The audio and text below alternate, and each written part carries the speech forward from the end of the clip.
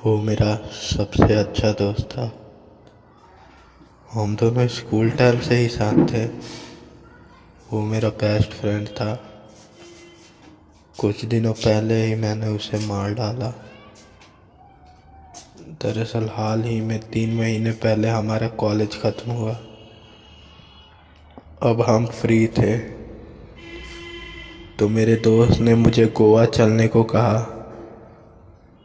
मुझे उसका प्लान बहुत पसंद आया। मैंने भी हाँ कर दिया। मैं आपको बता दूं कि मेरे दोस्त का नाम विशाल था। हम दोनों 1 मार्च को फ़्लाइट पकड़कर गोवा चले गए। वहाँ पहुंचकर हमने बीच के पास ही एक फार्म हाउस किराए पर ले लिया। मेरे पास पैसे की कोई कमी नहीं थी। उसी फार्म हाउस पर एक वॉचमैन भी था जो फार्म हाउस की देख रेख करता था। उसकी पहुंच बहुत थी।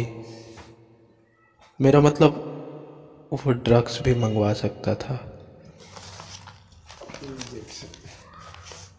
हम दोनों बहुत खुश हो गए। बड़े काम का वॉचमैन था वो। हमें जो कुछ चाहिए होता था हम उससे मंगवा लेते थे। हम दिन में बीच पे मज़े करते और रात में ड्रग्स और शराब पीते थे। धीरे धीरे ये 10 दिन कैसे बीत गए मुझे पता ही नहीं चला। तभी 11वें दिन यानी 11 मार्च को मेरा बर्थडे था। हम दोनों ने तय किया कि आज हम घूमने नहीं जाएंगे। पूरे दिन फार्म हाउस पर पार्टी करेंगे। हम उस दिन घूमने नहीं गए। हमने पूरे दिन पार्टी की। रात तक हमें ज़रा सा भी होश नहीं था। उसी समय मेरे पापा का मुझे कॉल आया। मेरे पापा ने मुझे जल्दी दिल्ली आने को कहा। मैंने ये बात अपने दोस्त को बताई। वो गुस्सा हो गया। वो नशे में ही मुझे गाली बकने लगा। मैं भी नशे में था। हम दोनों लड़ने लगे। हमारी लड़ाई की आवाज़ें सुनकर वॉचमैन भी वहाँ आ गया। वो हमें समझाने लगा। बात इतनी बढ़ गई कि मुझे बहुत गुस्सा आ गया। वो कर दिया जो मुझे कभी नहीं करना चाहिए था।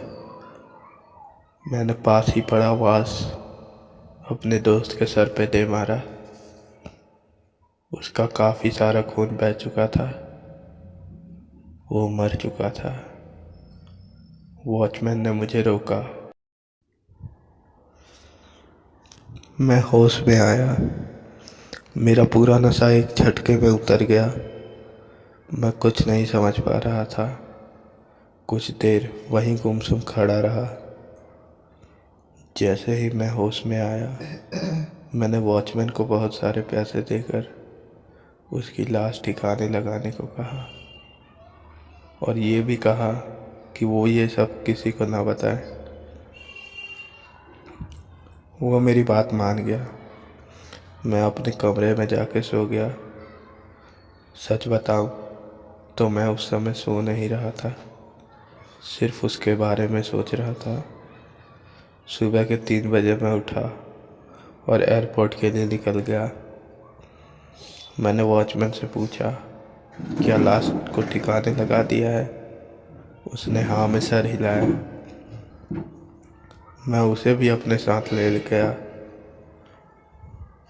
एटीएम से कैश लेकर उसे दे दिया।